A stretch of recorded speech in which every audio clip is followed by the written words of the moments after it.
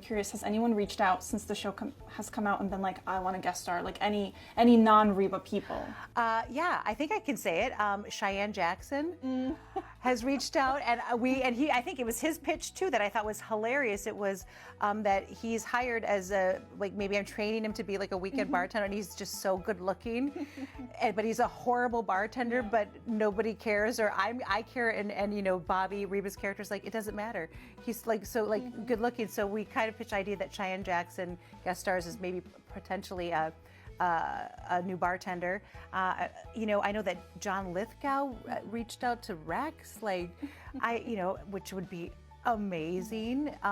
So yeah, there are people want to work. I mean, it's right now we all want to be working, and also to work on a show where there's a lot of fun to be had, and we know it's a great set. So yeah, I think Lance Barber from Sheldon would be great, and I know he'd want to, and I'd love to get a bunch of different people over. I was going to ask, what was it like having Chris back on set? You know, because he spoke to us about how he felt so safe and so supported, and it was so great kind of seeing him back, because I feel like a lot of us didn't realize that he was out of the game. So seeing him back was so amazing and so heartwarming. Well, I probably will tear up a little. When he had a stroke, it was really scary, and I think a lot of people didn't know. I think they just thought that, oh, maybe he retired, and maybe he decided to take a break, and that wasn't the case. He had a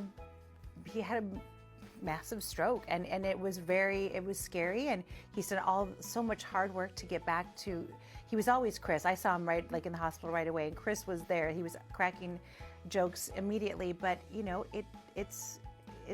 his left side is still affected, and so we wanted him to come back, and he was ready to come back. But it was really wonderful, because I have to say that when I was on Reba, I was such a baby. It was my first series regular.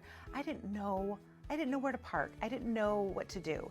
And Chris Rich was essentially my acting partner that entire series. It was me and him, and he was so kind to me. He taught me so many. He'd whisper things in my ear, so I didn't feel dumb not knowing. And he's one of the smartest men I know. He's such a good actor.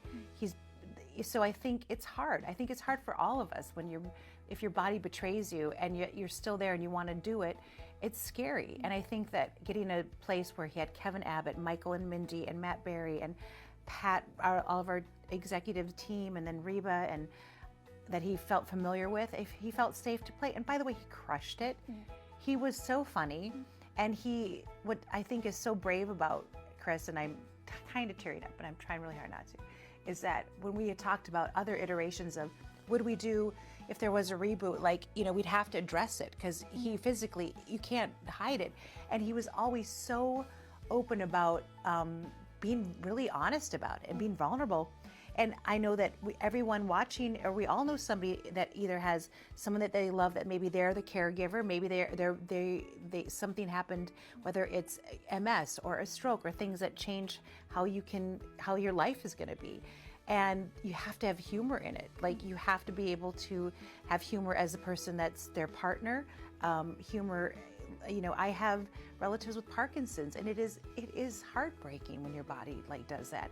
But if you have humor and love there, you have to have that. And so Chris was always like, if we do something, I want to say out loud what this is, and I want to have a sense of humor about it, because I want to show other people out there that this happens to, we all are going to be affected, Anyway, that was a long story. It was lovely to have him.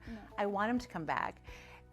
Nobody makes me laugh harder, and I love that he gave Gabby a tattoo on her hoo-ha.